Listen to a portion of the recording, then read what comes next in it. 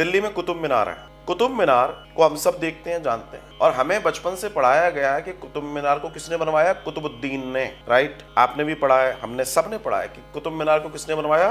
कुतुबुद्दीन ने। कुतुबुद्दीन का जो शासन काल था वो मात्र 2.5 साल का था। अब कोई राजा अपनी गद्दी पर बैठे फिर विचार करे कि मुझे कोई ऐसी इमारत बनानी है, तो आज भी पॉसिबल नहीं है 2.5 साल में कुतुब मीनार को खड़ा कर देना। आज भी जिस आर्किटेक्चर उसका जो है उसके अकॉर्डिंग बात कर रहा हूं मैं, आज के टेक्नोलॉजी की बात नहीं कर रहा हूं, उसी आर्किटेक्चर से बात कर रहा हूं जिस आर्किटेक्चर, जिस मटेरियल से वो डिजाइन की गई है। Try to understand my point. Possible नहीं है।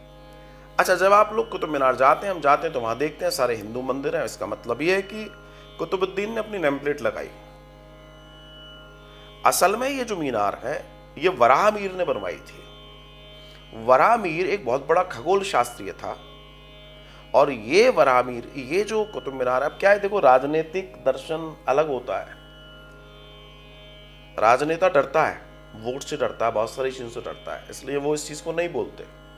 वराह मीर ने जब इसका निर्माण किया तो वराह मीर खगोल शास्त्री था, तो उसने इस मीनार का जब निर्माण हुआ था तो इसका दर्शन था कि इससे दूर के नक्षत्रों को देखा जा सके, समझा जा सके।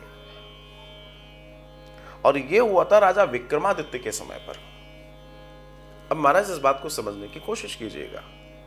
प्रमाण तो पूरी कुतुब मीनार क्षेत्र में पड़े हुए हैं कि जहां हिंदू मंदिर है, और हमें पढ़ा दिया गया है कि कुतुबुद्दीन ने मीनार बनाई। अब कुतुबुद्दीन ने मीनार बनाई, लिखा किसने?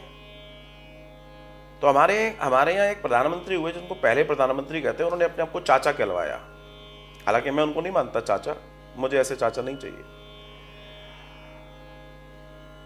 तो उन्होंने जिन लोगों को कहा कि तुम इतिहास लिखो, तुम ये सब लिखो, वो थे सारे वामपंथी लोग, जिनको भारत के इतिहास से बहुत चिढ़ है, क्योंकि वो जीते हैं चाइना के पैसे पर, कम्युनिस्ट है। तो उन्होंने सारी चीजें उल्टी लिखी। हमें और आपको ये तो बताया गया कि शाहजहां का पिता कौन था, उसका पिता कौन था, उसका पिता कौन था, उसका पिता कौन था, पर यह नहीं बताया गया कि महाराणा प्रताप के पिता के पिता के पिता कौन थे, शिवाजी के पिता के पिता कौन थे। ठीक है ना? ऐसे बहुत सारी चीजें जिन्हें समझने की जरूरत है।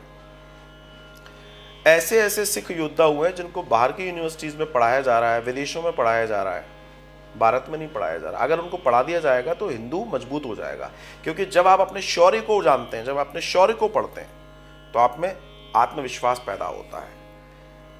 हमारा इतिहास बहुत शौर्यकालीन रहा है, शौर्य से भरा हुआ रहा है, लेकिन वो शौर्य अगर बता देते तो फिर हम अपने धर्म पर कॉन्फिडेंट होते, भरोसा करते, और शायद आज जितनी तेजी से धर्म परिवर्तन सारी चीजें हो रही हैं वो नहीं हो रही होती।